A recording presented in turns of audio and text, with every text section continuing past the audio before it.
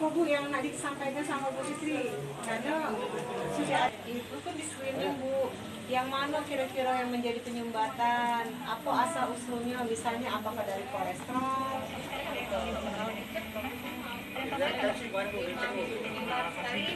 Tapi kan kalau di sini di depan kan juga ada yang sakit. Nah itu juga rencananya nak kita bawa ke rumah sakit ini. Tapi kalau Ibu Dewe karena sudah Ini Bu, mana Bu? mana Bu? Sini. Tadi Bu. Ini Bu. Ini apa Bu sakitnya? Rumah sakit mana? Mesti disampaikan ke pemerintah kota atau mungkin meminta bantuan apa?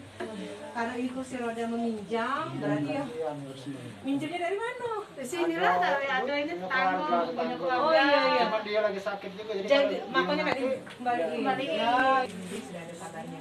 Ya, mungkin itulah Pak ya yang bisa disampaikan. Ada lagi yang sampaikan ke kami? Ada Mbak, apa Bu? Kalau anak sekolah kan belum tuntas.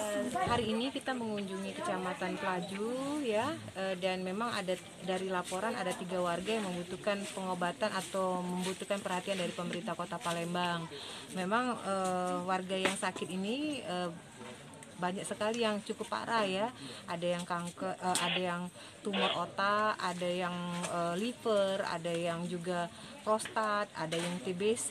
Jadi semuanya memang sebenarnya harus segera kita bawa, kita evakuasi ke rumah sakit.